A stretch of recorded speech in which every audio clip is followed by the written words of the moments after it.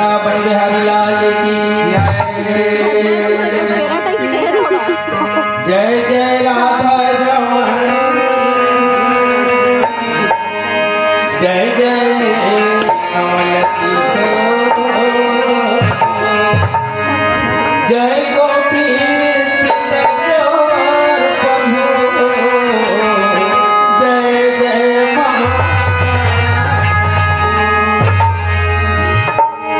भोले भागवत भगवान की जय श्री भागवत भगवान की है आरती श्री भागवत भगवान की है आरती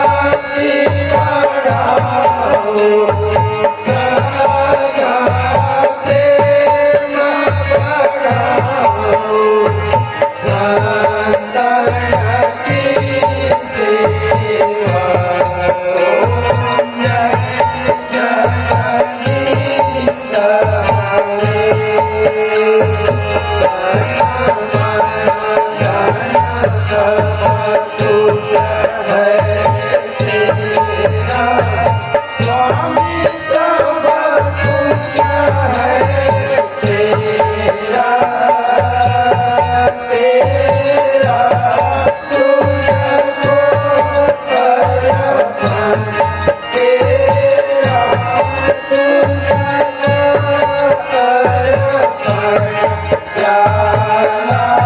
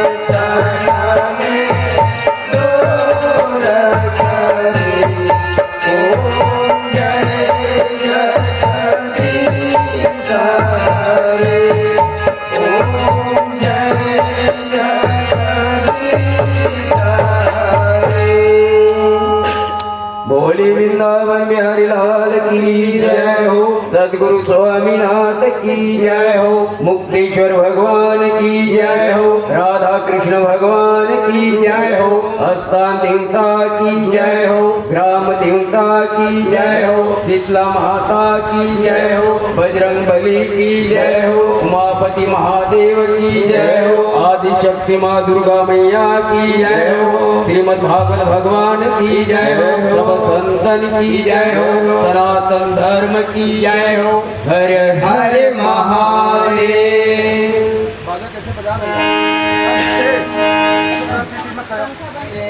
चरणों की गुरुवर चंदन और अबीर बने तो तेरे चरणों की गुरुवर चंदन और अबीर बने किसने लगाए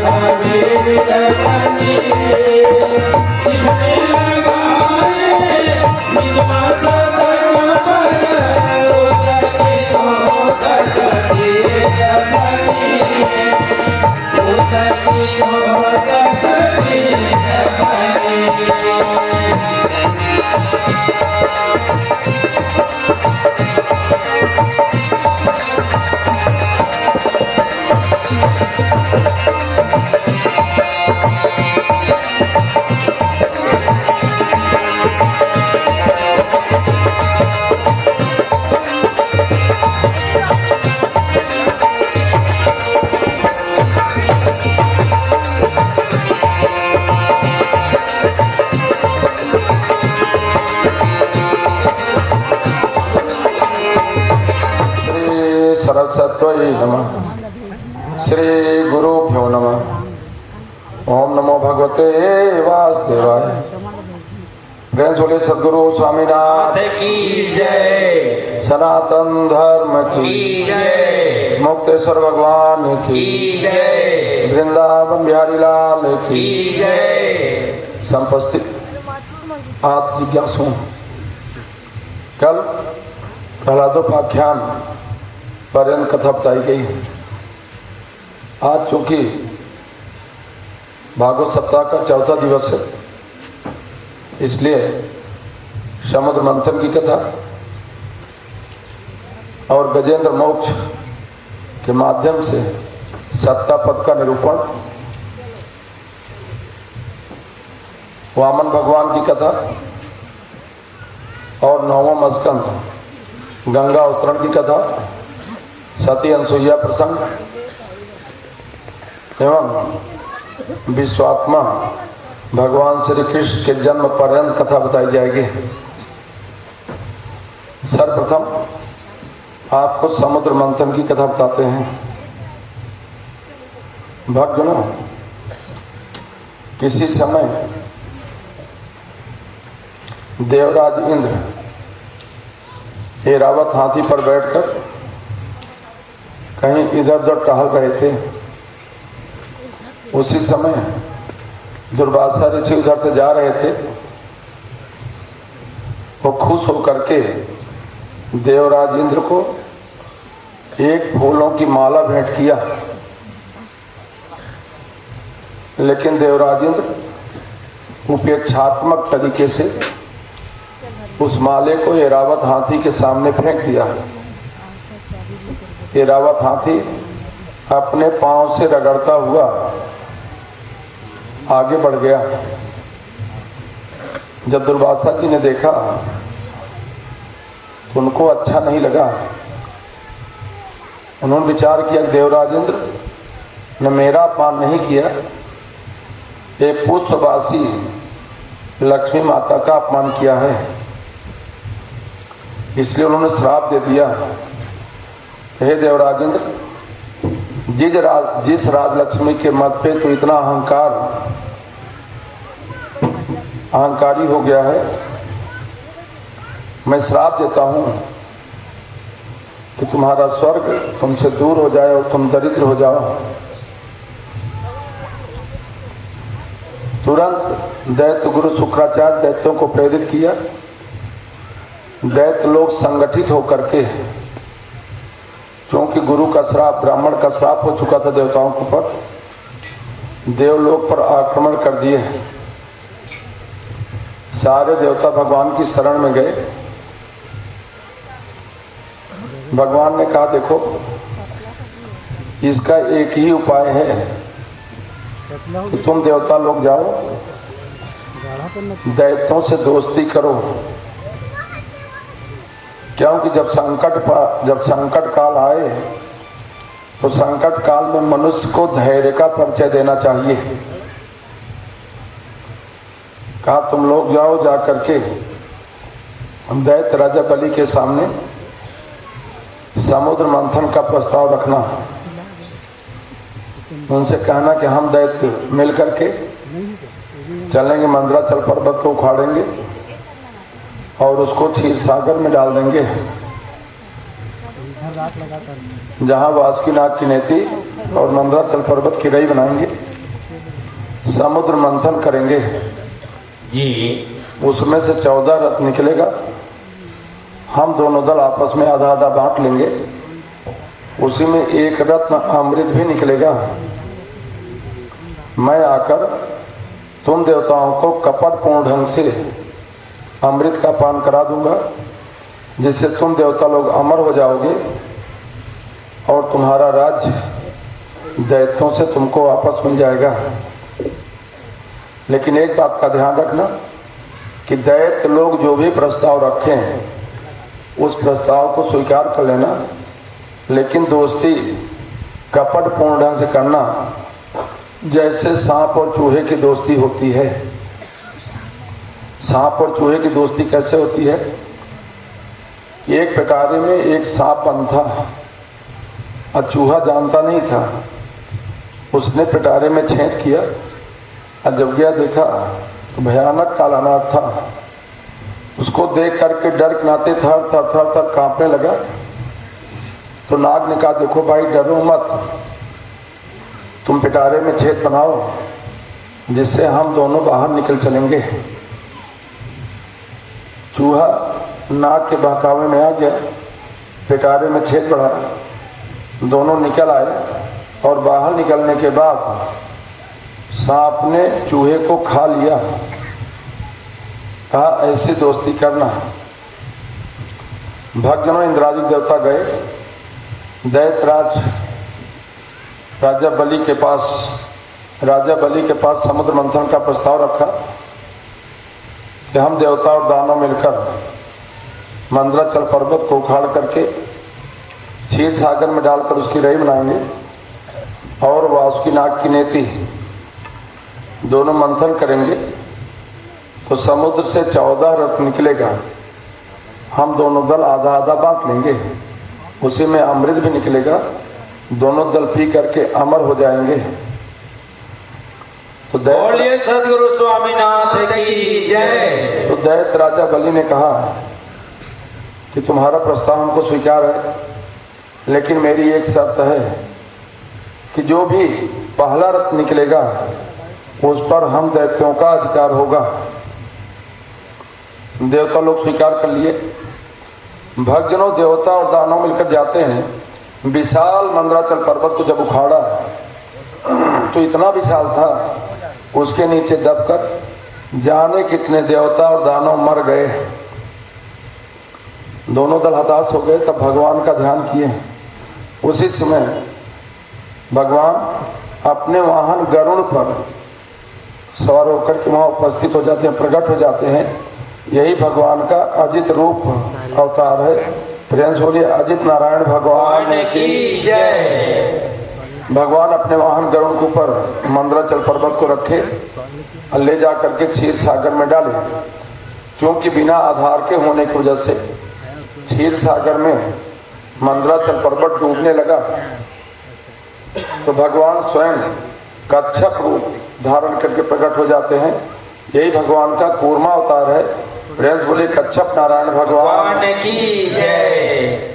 कच्छप रूप में भगवान की पीठ का व्यास 1,00,000 वर्ग किलोमीटर था। भगवान अपने पीठ के ऊपर मंदराचल पर्वत को धारण कर लेते हैं। मंदराचल पर्वत उनकी पीठ पर ऐसे लगता है जैसे जाड़े के समय में आप गुनगुनी धूप में बैठो, चुनचुनाहट हो, केवल वैसे उनको एहसास होता है। बाद में भगवान जाते हैं।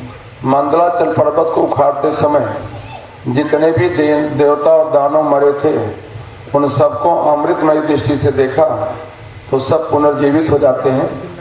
आते हैं देवता और दानव मिलकर के मंथन करने के लिए वासुकीनाग की नेति बनाए।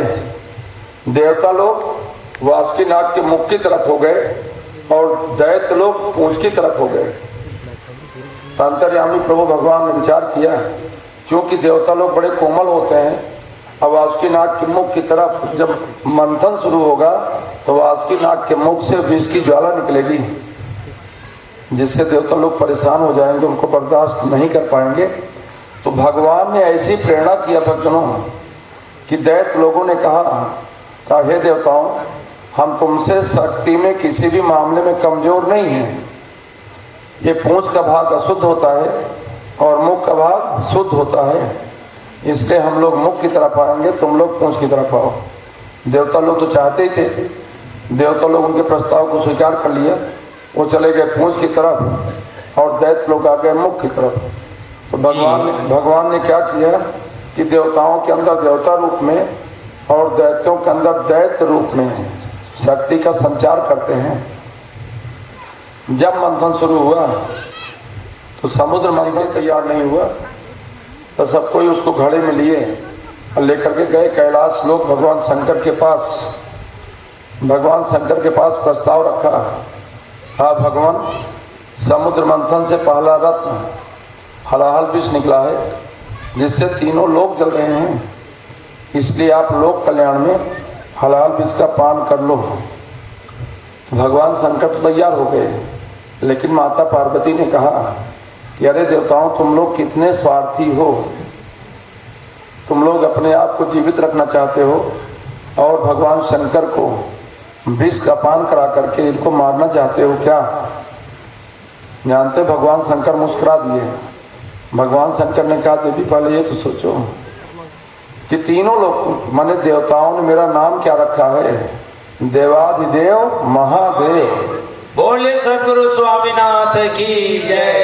अगर लोक कल्याण के लिए हमको विष का पान भी करना पड़े, हमको कोई तकलीफ नहीं है।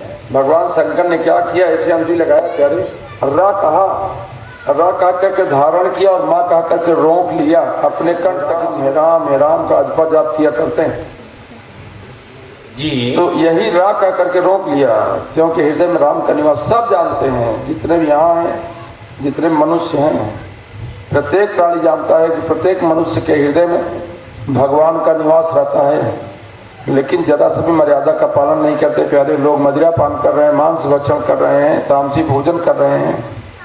भगवान शंकर स्वयं ईश्वर कोटि के देवता होने के बावजूद भी कितनी मर्यादा का पालन करते हैं। राम करके रा कहा और माँ करके रोक लिए, इसलिए उनका कंठ हो गया नीला। इसलिए उनका एक नाम हो गया नीलकंठ।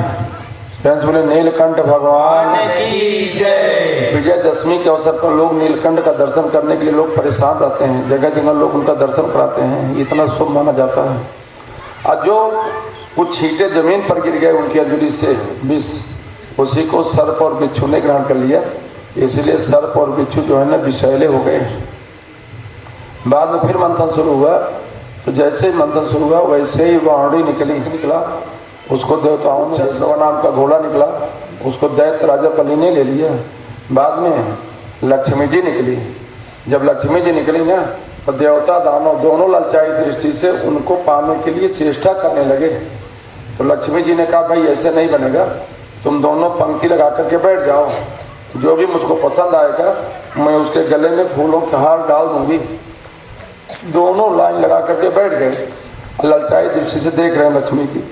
लेकिन लक्ष्मी जी एकदम उपेक्षात्मक ढंग से किसी की तरफ नहीं देखती, उदासीन भाव से आगे बढ़ती चली जा रही थी। एक ऋषि बैठे हुए थे, मुंडी ऐसे झुका के बैठे थे। लक्ष्मी जी वहां पहुंची, सब तो उनको देख रहे थे, लेकिन वो ऋषि नीचे तरफ मुंडी घुमाए बैठे थे।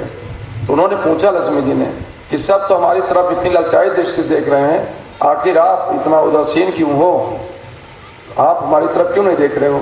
तो ऋषि ने कहा देखो माँ, मेरा स्थान आपके श्री चरणों में है, आपके मुखारविंद का दर्शन मैं तब करूंगा जब आपके साथ भगवान नारायण रहेंगे तब।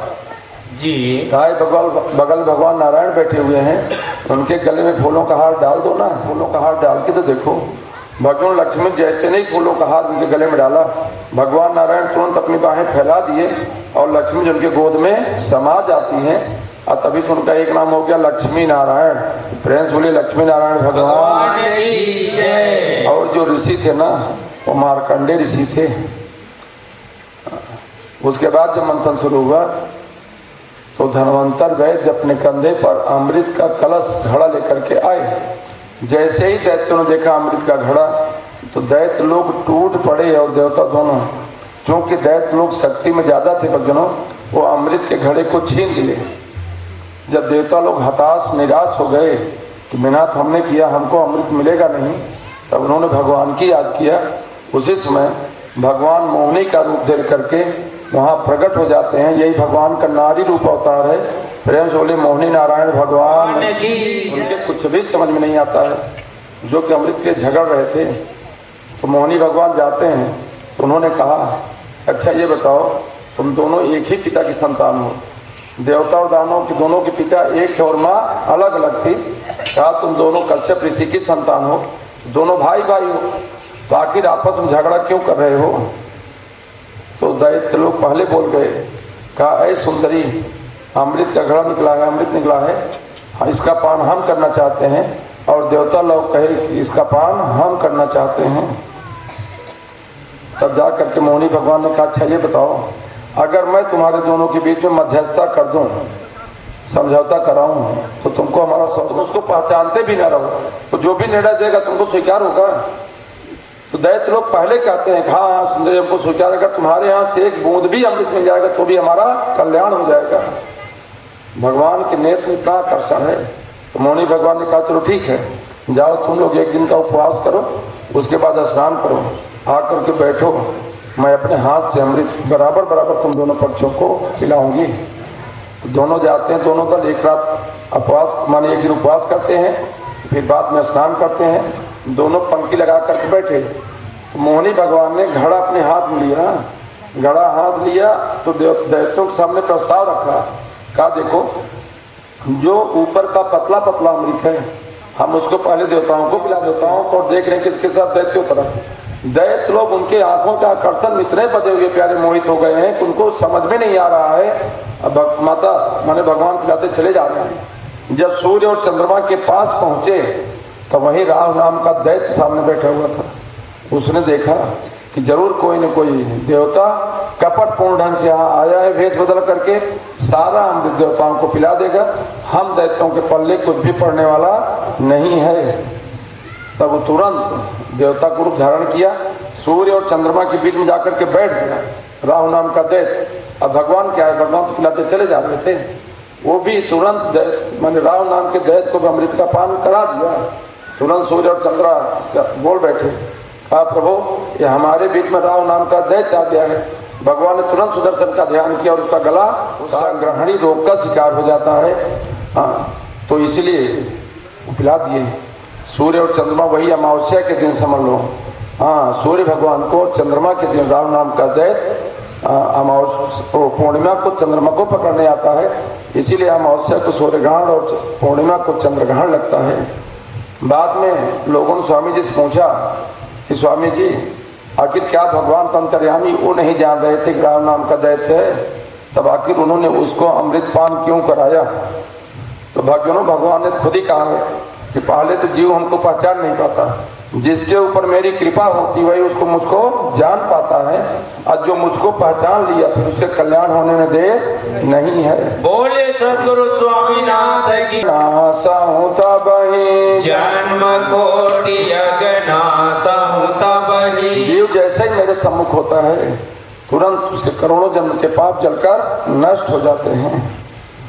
इस तरह से भक्तजनों जब दैत्यों के पल्ले कुछ नहीं लगा तो दैत्य लोग तुरंत आक्रमण कर देते हैं देवताओं के ऊपर। देवासुर संग्राम हो जो सैकड़ों साल तक चला।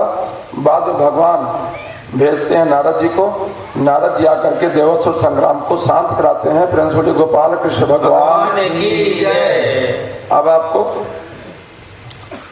भगवान शंकर मोहिनी रूप के दर्शन का प्रसंग बताते हैं। नारद जी नारायण नारायण करते हुए गए कैलाश लोक। भगवान शंकर का दर्शन, भगवान के सारे रूप माने जितने भी अवतार हुए हैं मैंने सारे अवतार का दर्शन मैंने किया है बाल्यकाल में, लेकिन भगवान ने नारी रूप अवतार धारण किया तो मैं तो जानबे नहीं करता कब नारी रूप धारण किए थे। तब नारद जी ने कहा कि समुद्र मंथन के समय देवताओं को अमृत पान कराने के लिए उन्होंने मोहिनी रूप अवतार धारण किया था। भगवान शंकर इतना उतावले हो गए भगवान विष्णु के स्वरूप को दर्शन करने के लिए कि तुरंत माता पार्वती को लेकर चले गए बैकुंठ। और जब बैकुंठ गए तुरंत भगवान विष्णु मिल गए, मुस्कुरा दिए। उन्होंने कहा बोले बाबा कैसे आना हुआ बैकुंठ आपको? तब उन्होंने कहा प्रभु मैंने आपके हर अवतार का दर्शन किया, हर रूप का दर्शन जाता है, योगियों का योग टूट जाता है, आप सबके अंदर काम भाव जागृत हो जाता है, इसलिए आप मेरे स्वरूप का दर्शन मत करो। तो भगवान शंकर ने कहा प्रभु आप तो जानते हो कि मैं आप्त काम हूँ, मैंने काम को जला दिया है। कि जब शिवती शरणयन उगारा, जब शिवती शरणयन उगारा, जब शिवती शरणयन उगारा, जब शिवती शरणयन उगारा, तुरत ही काम भयउ जय छारा, तुरत ही काम भयउ जय सारा। आप तो जानते हो मैंने काम को जला दिया है, मैं आप तो काम हूँ, हमको काम का कोई प्रभाव नहीं पड़ेगा।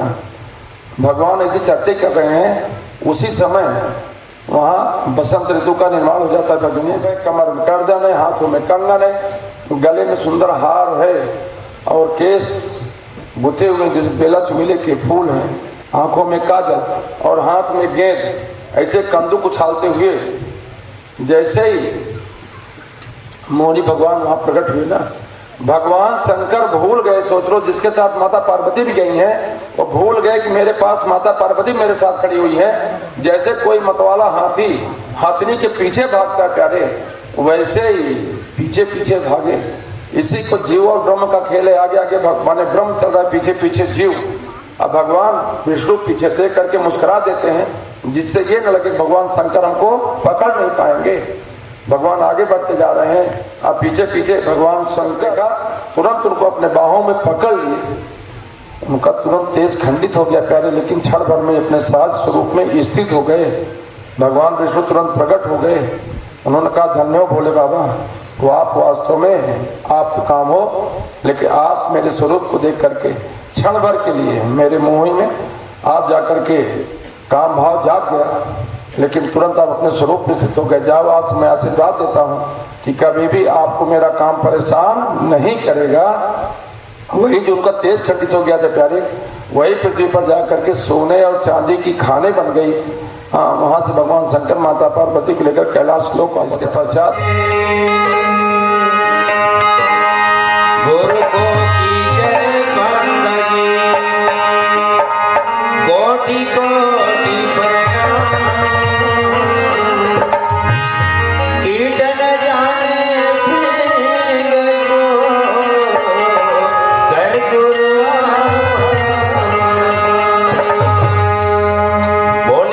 मुक्तेश्वर भगवान की जय।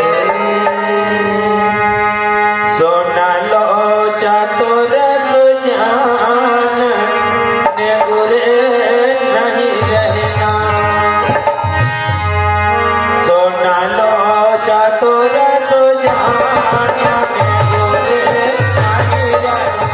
सोना लो चातुर सुजान ने उरे नहीं रहना।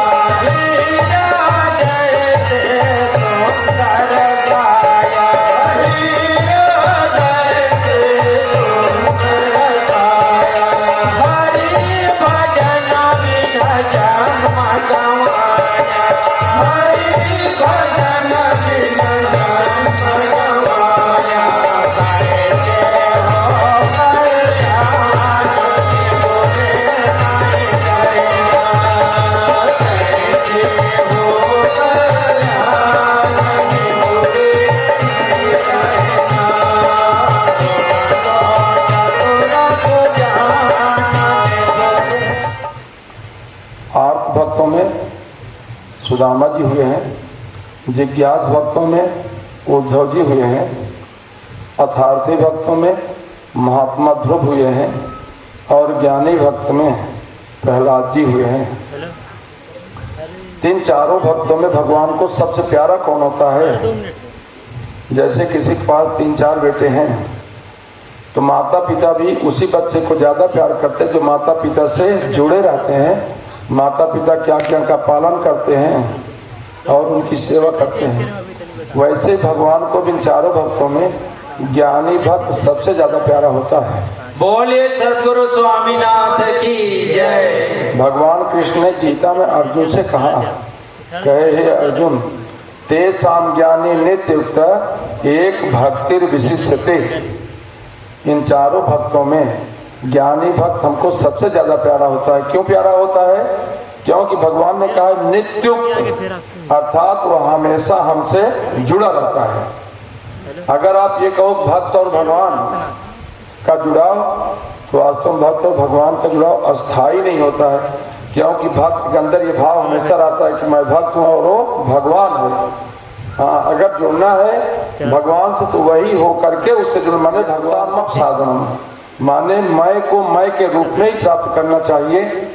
एक मैं हो जाता है आराधक और एक मैं हो जाता हूँ आराध्य। जहाँ मैं अपने आप को मानना छोड़ दिया तो वास्तव मैं ही आराध्य हूँ। लेकिन मान्यता का अभाव बिना ज्ञान के नहीं होता है। अब बिना बोध के कभी भी अपने स्वरूप का बोध नहीं होता, अपने आप को नहीं जाना जा सकता। रामचरित मानस में लिखा है कि चाहो योग चाहो श्रुति नाम माया धारा, चाहो योग चाहो श्रुति नाम माया धारा, चाहो योग चाहो श्रुति नाम माया धारा, चाहो योग चाहो श्रुति नाम माया धारा, अज्ञानी प्रभु ही विशेष प्यारा। ज्ञानी कर्मकांडी इसको देह मानता है कि मैं देह हूँ, उपासक जीव मानता है कि मैं जीव हूँ, और ज्ञानी अहम ब्रह्मास्मि अर्थात मैं ब्रह्म हूँ। हजारों रूप भगवान श्री कृष्ण ने कहा हे अर्जुन, हजारों लोग मुझात्मा को जानने की अपता मत साधन माने साधन करते हैं। वो भी क्या चीज? अहम ब्रह्मास्मि। अहम ब्रह्मास्मि की धारणा तक हजारों में से कोई एक मुझको जान पाता है मैं ब्रह्म हूँ की स्थिति में। अब उनमें से कुछ लोग सोचो अनंत जन्मों के अंत वाले जन्म में मुझको मैं के रूप में जान पाते हैं, आत्मरूपी कृष्ण के रूप में जान पाते हैं। और जब हमको जान जाते हैं, मुझको पा जाते हैं, तब समझ लो सब प्रकार के योनियों से उनकी मुक्ति हो जाती है। जन्म और मृत्यु। द्वापर युग में तुम गजेंद्र का पांव पकड़ोगे तब भगवान कृष्ण के हाथों से तुम्हारा उद्धार होगा। वही आज सोचो गजेंद्र का पांव पकड़ा है। और हाथी लोग, कभी आप टीवी वगैरह में देखो, जब नहाते हैं पानी पीते हैं, तो जो बड़ा हाथी उनका गजेंद्र उनका मुखिया होता है, वो अपने सूंड से पानी भरता है, सबके ऊपर मस्त खेलिया करते हैं, अच्छा खेलते हैं वो लोग, अब पानी पीते हैं, जल क्रीड़ा करते हैं। गजेंद्र का पांव पकड़ा, कभी गजेंद्र खींच करके बाहर उनको लाता है और कभी ग्राह लेकर के भीतर जाता है था जल तक। क्यों? क्योंकि जलचर जीव की शक्ति जल के भीतर ज्यादा होती है। तो 1000 वर्ष तक सोचो, 1000 साल तक युद्ध चला है। तो गजेंद्र के परिवार के लोग कुछ दिन तक तो रहे, महीने तक साथ दिए, लेकिन धीरे धीरे जब उसके प्राण संकट पड़े गजेंद्र के, पूरा परिवार साथ छोड़ दिया। सोच लो सब चले गए साथ छोड़ करके, गजेंद्र अकेले रह गया। और संसार का यही नियम है कि संकट में कोई किसी का साथ नहीं देता। लोग कहते नहीं आपातकाल परखिए चारी, धीरज धर्म मृत्यु नारी। इस संकट में इनकी पहचान होती है। समझ लो कोई साथ नहीं देते हैं। पीने खाने के साथी बहुत होते हैं, लेकिन जब जरूरत पड़ती है सब धीरे से लोग किनारा कर करके ऐसा भागना शुरू कर देते हैं, तो अकेले देखो तो अपने सिवा कोई दिखाई नहीं पड़ता, कोई नहीं रहता है। इसीलिए ये वृद्धावस्था जो होती है ना, वृद्धावस्था ये जबरदस्त मेहमान कही गई। यहाँ ये पहले तो आती नहीं है, आती है तो बिना लिए जाती नहीं है। और सगा संबंधी आते हैं, 2-4 दिन खाए पिए विदा हो गए, लेकिन ये आता है ना, तो आता है समझ लो बिस्तर पर ऐसा डालता है सो तो 2 दिन 4 दिन तो आदमी लेटे रह नहीं सकता है। अब वृद्धावस्था में जाने कैसा कर, मैं जाने कितने दिन तक बिस्तर पर पड़ा रह जाए, तो उस समय सब साथ छोड़ देते हैं। दवा 2-4 दिन लोग दवा कराते हैं, बाद में दवा कराना भी छोड़ देते हैं। समय से पानी मांगो तो कोई पानी नहीं देता, कोई लायक बेटा हो तो पता चला कुछ देर पानी दे दिया, नहीं दिया, कोई सेवा नहीं करता। सोच लो जिस संसार के लिए हम कितनी चोरी, कितनी बेईमानी, क्या क्या नहीं करते हैं, कोई साथ नहीं देता है। जानते हैं एक सेठ था, मस्त उसका बढ़िया दुकान चल रहा था, व्यवसाय चल रहा था। अब उसके 2 बेटे थे, खूब सेवा करते थे, बढ़िया परिवार, खुशहाल जीवन। तो सेठ ने सोचा कि हमारा परिवार अच्छा है, हमारे बेटे अच्छे हैं, हमारी बहू अच्छी है, हमारे नाती पोते अच्छे हैं, तो हम क्या करेंगे, इतना बड़ा धंधा लेकर के, रुपया पैसा लेकर के। चलो हम सारे सब बेटों में बांट देते हैं। सब बांट दिया, धंधा बांट दिया, व्यवसाय बांट दिया। उसके बाद जो भी रोकड़ था बता दिया, कहाँ कहाँ उधारी है, किससे लेना है, किसको देना है, सब बता दिया। सोचो सब दे देने के बाद वही बेटों का व्यवहार जान गया कि तक पास सब कुछ नहीं है। तो भोजन के लिए इंतजार करना पड़ता था, कब भोजन वो कराए न कराए। दवा, बीमार हो गए कोई दवा नहीं कराते थे। प्यास लगती थी तो पानी पिलाते थे, हाँ दादा देते, कोई नहीं आता पानी देने के लिए।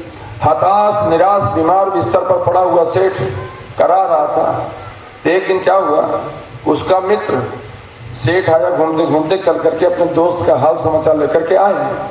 और जब आया देखने के लिए तो देखा वो करा रहा था। कहा मित्र सेठ जी तुम्हारी दशा कैसे हो गई, क्या हो गया? तो कहा क्या बताऊं यार, तो जब तक मेरे पास दुकान थी, रोकड़ थी, सब कुछ मैं लेकर लेता देता था, तब तक हमारे बच्चे बहुत स्नेह करने करा रहा है। भूख लगती है कोई भोजन समझ नहीं देता है, प्यास लगती है तो पानी नहीं देते हैं। मैं तो बहुत परेशान हूँ।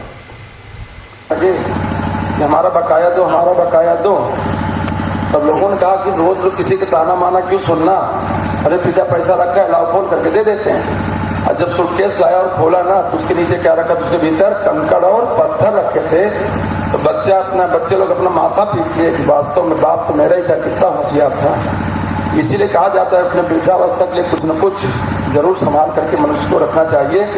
तो गजेंद्र जो है ना, बार बार जब परेशान, कोई साथ नहीं दिया प्यारे, तो आखिरी समय में तो भगवान की शरण जाता है। जीव का स्वभाव है आखिरी में सही, चाहे कितना भी नास्तिक हो, लेकिन आखिरी समय सही हो, लेकिन भगवान की शरण में जाता ही जाता है।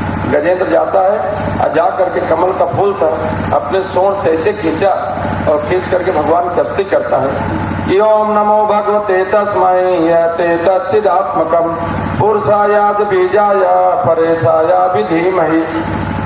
अर्थात हे प्रभु, ये सारा चराचर आपका चिदात्मक स्वरूप है। जानते हैं जितना भी जो भी श्लोक होता है, अब जिस श्लोक में शुरू में प्रणव और आखिरी में पल्लव लगता है वह गायत्री मंत्र हो जाता है। शुरू में क्या लिखा है, ओम, ओम नमो भगवते, और आखिरी में क्या लिखा है, अधीमहि। वास्तव में गायत्री मंत्र है। ओम नमो भगवते यही है प्रणव, अधीमहि है पल्लव, और यत चिदात्मकम यत तस्मै। बोलिए सदगुरु स्वामीनाथ की जय। यही क्या, यही क्रिया है। हाँ, तो खतरा ना तो शुरू में है, न खतरा आखिरी में है, खतरा केवल बीच में है। बीच में क्यों है कि हमने इसको संसार मान लिया है। वास्तव में यही सबसे बड़ा खतरा है, मैंने इसको देह जो मान लिया है, वास्तव में यही खतरा है। वास्तव में जीव का ये स्वभाव होता है, दोष नहीं स्वभाव होता है। जब तक उसकी भगवान में निष्ठा नहीं हो जाती है तब तक वह वर्ण संकर कहलाता है। आप जान लो, जीव क्या होता है, जिस भी देवता की प्रशंसा सुनता है उसी देवता की पूजा करने के लिए चला जाता है। सोच लो, अपने घर के देवता की कोई पूजा नहीं करता है। कहीं अगर सुन लिया फला देवता प्रकट हुए हैं, फला देवी आ गई हैं, तो उसकी पूजा करने के लिए लोग लाइन लगा लेंगे। अपने घर में अपने इष्ट की पूजा नहीं करते। हमको एक निष्ठ होना चाहिए, एक ईश्वर, हरे एको देव केशव व शिव, माने वही भगवान शिव है और वही भगवान राम है, वही भगवान कृष्ण है। तीनों में कोई अंतर नहीं है। तीनों के भीतर जो परमात्मा निवास करता है वास्तव में तो एक है, शरीर अलग अलग जरूर दिखता है। तो हमको एक निष्ठ होकर के और उसी परमात्मा का चिंतन करना चाहिए, उसी भगवान का ध्यान करना चाहिए। हमको कहीं इधर उधर भटकना नहीं चाहिए। बोलिए सदगुरु स्वामीनाथ की जय। मनुष्य का स्वभाव होता है भीड़ में जा करके अपने आप को घुमा देता है। जहाँ भीड़ होती है भीड़ में लग जाता है, ये भी नहीं देखता कि इस भीड़ में हमको क्या मिलेगा क्या नहीं मिलेगा। भीड़ के पीछे में सब भागता रहता है। भीड़ तो जाकर के देखो नाचन में भी होती है, भीड़ नाटक में भी होता है, भीड़ जाकर के जादू मदारी में जो खेल दिखाते हैं उनके यहाँ भी होता है, लेकिन भीड़ से अपना कल्याण नहीं होता है। तो वास्तव में कहीं इधर उधर भटकना नहीं चाहिए। आप विचार करो, रामचरित मानस, यहाँ तो सब जगह मानस की प्रतियोगिता होती, मानस सम्मेलन होता छत्तीसगढ़ में। भगवान कृष्ण कब हुए, द्वापर युग में। हाँ, और जामुन कब थे, सोचो, जामुन थे कब, त्रेता युग में। लेकिन जब भगवान कृष्ण का विवाह होने का समय आया, सिमंतक मणि खोजने गए हैं, तो सिमंतक मणि जामवान के यहाँ जब मिली है, जामवान की बेटी कौन थी, जामवती, वही सिमंतक मणि दे करके जामवान भगवान कृष्ण के साथ उनका विवाह किए हैं। और भगवान श्री कृष्ण जब उनका लड़ाई हुई है जब वो राम के याद किए हैं तो भगवान कृष्ण स्वयं राम के रूप में दर्शन दिए हैं। बोलिए सदगुरु स्वामीनाथ की जय। लेकिन हमारी नानक दृष्टि होती है, नहीं कोई उन्हीं कहता नहीं कृष्ण बड़े हैं, कोई कहता शिव बड़े हैं, कोई कहता राम बड़े हैं। वास्तव में ये भाव कभी भी अंधभक्ति के चक्कर में, भीड़ के चक्कर में अपने आप को घुमाना नहीं चाहिए। आप जान लो ये सारा चराचर भगवान का, ये सारा संसार भगवान का चिदात्मक स्वरूप है। 2 साल का बच्चा रहता है, सोचो 2 साल का बच्चा रहता है, आप उसके सामने काला नाग रख दो, बच्चा क्या करेगा? बच्चा जो है ना उसको पकड़ करके अपने मुंह में डालने की कोशिश करता है। क्यों? क्या उसको दिखता नहीं? क्या दिखता उसको भी है, लेकिन वह अर्थ नहीं लगाता है कि सांप है काट लेगा तो मर जाऊंगा। खतरा कहाँ है? अर्थ लगाने में। मार्क्स मुक्त सूत्र है, अर्थ ही संसार है, पदार्थ ही भगवान। एक आदमी नागर लेकर के जुताई करा था, खेत जुताई कराता। अब किसान जो है नहीं बार बार अपने बैल को कोसता था, हट पड़िया तोर गुसैया मेरे, हट पड़िया तोर गुसैया के नाश को बार बार मारता था। एक किसान जा रहा था सबसे, रागी ने सोचा कि आखिर आदमी अकेले है, अब बार बार कह रहा है हट पड़िया तोर गुसैया मरे और तोर गुसैया के नाश हो, तो गाली पड़ेगी किसको? किसान कहता है कि जो मूर्ख इस गाली का अर्थ लगाएगा या गाली उसी को पड़ेगी। बोलिए सदगुरु स्वामीनाथ की जय। क्यों? किसान तो अपने स्वभाव में काम कर रहा है, चारे तो कोई अर्थ नहीं लगाता। माँ अपने बच्चे को मारती है, फटकारती है, गाली देती है, इसलिए नहीं देती है कि सारे बच्चे को लग जाए। तो सबसे बड़ी चीज है पालतू, जैसे अपना गाँव है, यही बाग द्वार है, भागवत हो रही है, बाहर के लोग आते पूछने के लिए बाग द्वार आए भागवत सुनने के लिए, यहाँ आकर के पूछे बाग द्वार दिखाओ, बाग द्वार कहाँ है? समझे सचिव साहब? कोई आके पूछे बाग द्वार कहाँ है, कहाँ बताओ बाग द्वार, बताओ। यहाँ का पेड़ है बाग द्वार, यहाँ मकान है बाग द्वार, यहाँ के पशु है बाग द्वार, आखिर यहाँ बाग द्वार है कहाँ? छू करके कहाँ जाओ? यहाँ के रहने वाले जितने पेड़ पौधे, पशु पक्षी, चिड़ै चिरुमन, हम सब जितने लोग यहाँ बैठे हैं, हम सब मिल करके बाग द्वार के रहना पना को सिद्ध करते हैं। मैं हूँ तो बाग द्वार है, तो बाग द्वार सिद्ध करने वाला मैं हूँ।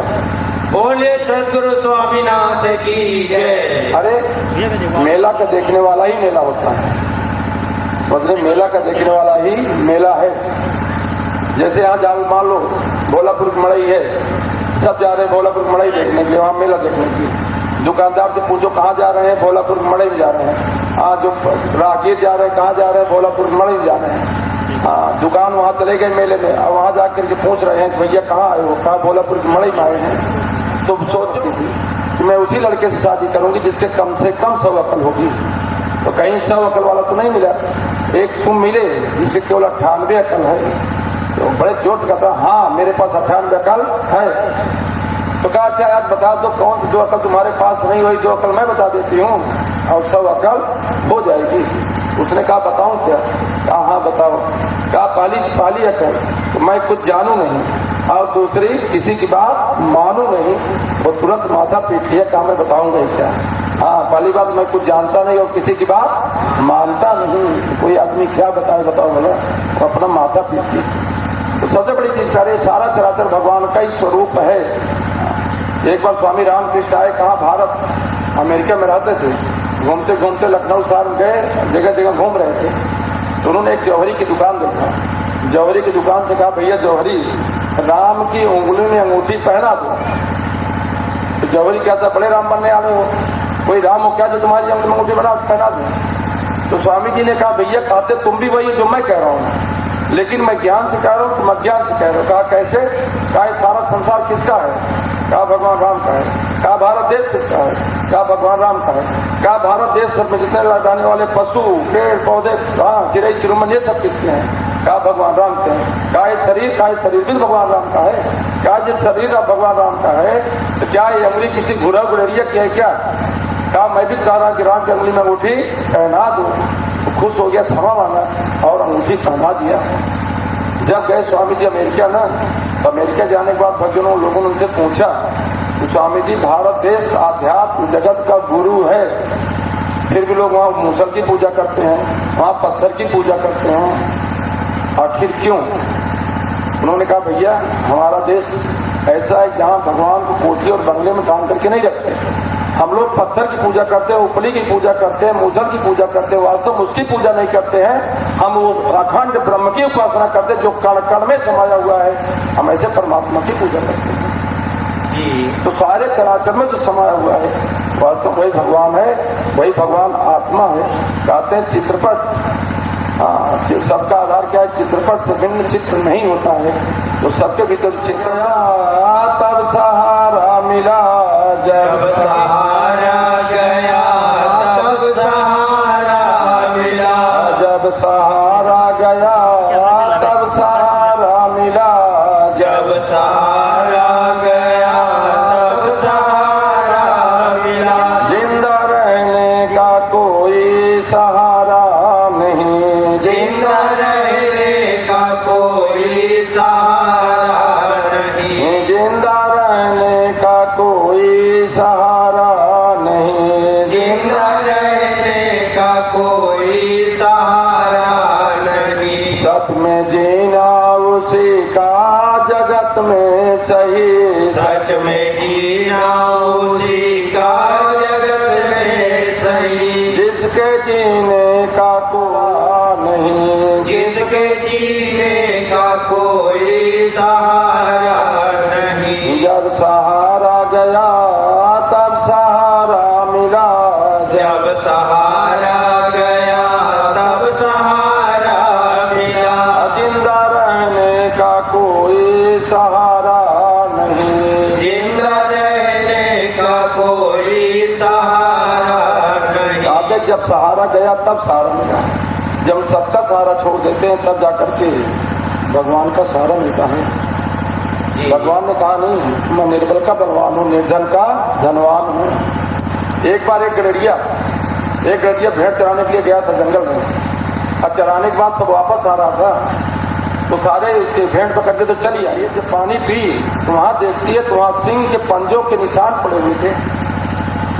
तो वहीं आई रात में वहीं सिंह के पंजों के पास बैठ गई सोचना, जबकि सिंह का प्रिय व्यंजन क्या यही बकरी बकरा जो पकड़ने के उनको प्रयोग में लिया जाता है वो असली शिकार नहीं क्या करते हैं, वो साधक बन करके बैठी थी। अब रात में एक से जानवर आते थे।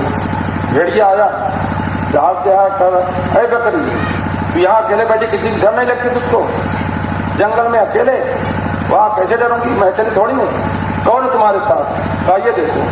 जब देखा बाप रे बाप, उसको जंगल का राजा सिंह, उसके पाँव के निशान वो चला गया। वहाँ पे भालू आया, वो दहाड़ते जब आया ना वहाँ देखा बकरी बैठी।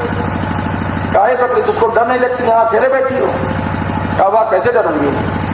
मैं अकेली थोड़ी हूँ। कौन तुम्हारे साथ? कहा ये देखो। जब देखा मेरे पाँव के निशान, तुम सारी रात किसी के पसारे बैठे थे, कोई तुमको नहीं बोला। कहा कैसे बोल सकता है? सिंह इतना खुश हो गया प्यारे, तुरंत हाथी बुलाया। सोचो हाथी का अपने मस्तक पर बैठाओ और इसको ले जाकर के पूरे जंगल की सैर कराओ। कोमल कोमल पत्ते, कोमल कोमल फूल, इसको पूरी सैर करा इसको दिखाओ, इसको भोजन कराओ। तो जिसका कोई सहारा नहीं होता प्यारे, वास्तव उसका भगवान सहारा होते हैं। लेकिन सबसे बड़ी चीज उस परमात्मा के प्रति हमारे अंदर विश्वास होना चाहिए। जो विश्वास की कसौटी होती है, जिस हद तक हमारे अंदर विश्वास होना चाहिए, वो जरा सी थोड़ी झंझट आती, कोई परेशानी आती है, हम लोग उससे वास्तव में नाता तोड़ लेते हैं। नहीं कहा ईश्वर है, कहा क्या है? तब सहारा मिला, जिंदा रहने का कोई सहारा नहीं, जिंदा रहने का कोई सहारा नहीं। काबिले जिक्र रूपों से कहना है क्या? काबिले जिक्र रूपों से कहना है क्या?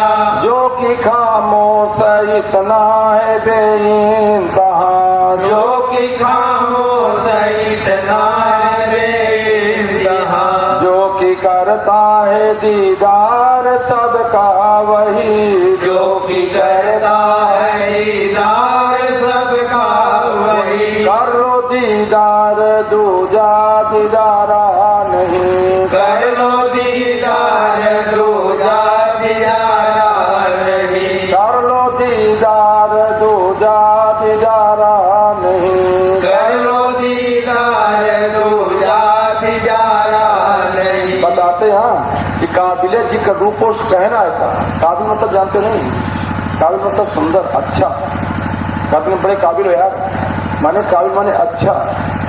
कौन जिक्र माने जिसकी चर्चा चल रही है, और रूपोष माने जो पर्दे के पीछे छुपा हुआ है, माने वो इतना सुंदर इतना अच्छा है उसके बारे में क्या कहना। बताओ जिसको हम देखे नहीं है, आप विचार करो। कहते नहीं जिसकी प्रतिमा इतनी सुंदर हो कितना सुंदर होगा। माने जब मूर्ति इतनी अच्छी है, आप दिन भर बैठ करके पूजा करते रहते हो, दर दर से लेकर कहाँ तक भटकते रहते हो, भागते रहते हो। आखिर शिव के लोग जल चढ़ाते नहीं, जल चढ़ा रहे हैं, खूब आग बूंद जल चढ़ा रहे हैं, एक एक दो दो लोटा चढ़ा रहे हैं, एक बाल्टी चढ़ा रहे हैं। सोचो भला दो दो बाल्टी चढ़ा रहे हैं। आगे कोई देख रहा है शिव को, क्यों श्रद्धा ही तो है, विश्वास ही तो है। माने आप किसी को नहीं देख रहे हो, विश्वास में आकर के आप आंखों से आंसू गिरा रहे हो, दिन रात बैठकर साधना कर रहे हो, तपस्या कर रहे हो।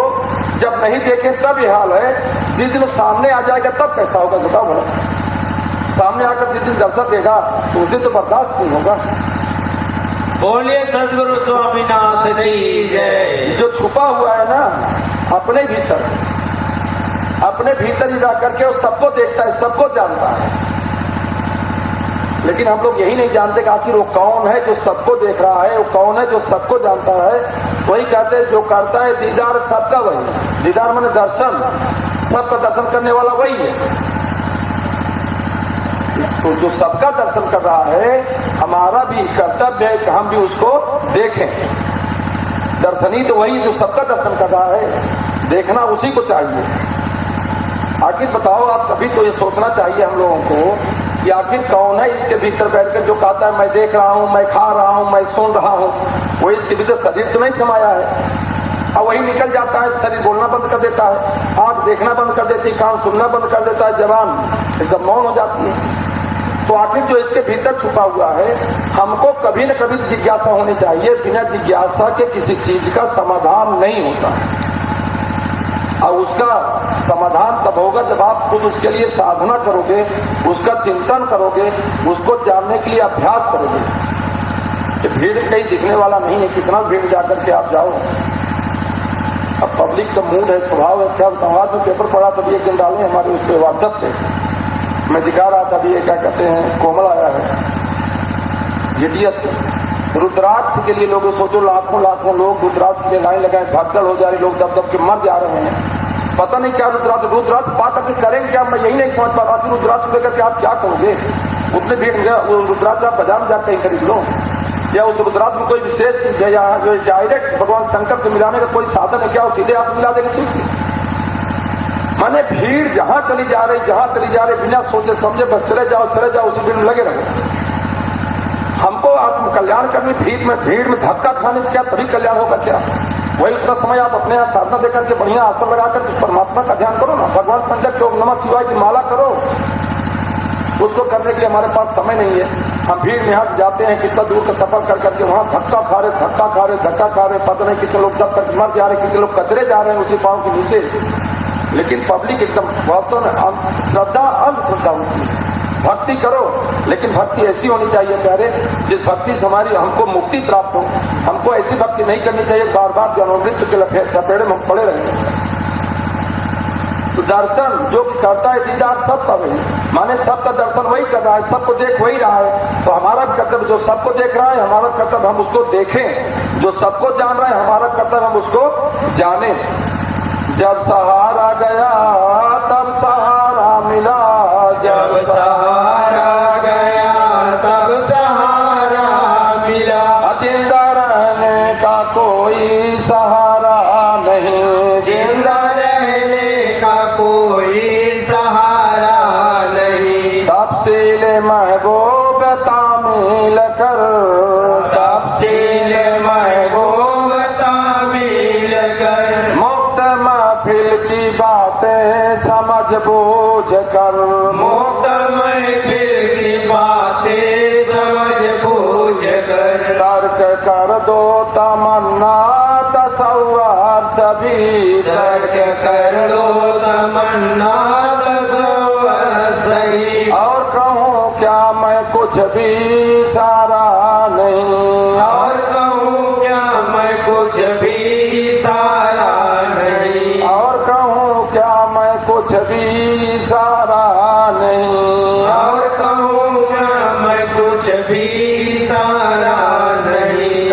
यहाँ बैठा था, यहाँ लोग आए थे, जजमान लोग आपके यहाँ जो महाराज लोग आए थे और नेता लोग आए थे, हमसे बात कर रहे थे। बताओ भला, माने ऐसे अच्छे प्रवक्ता, ऐसे अच्छे कथावाचक हैं। उन्होंने कहा हनुमान जी बुद्धिहीन थे। कहा हनुमान जी बुद्धिहीन थे। किसी ने पूछा बुद्धिहीन कैसे थे? कहा उन्हीं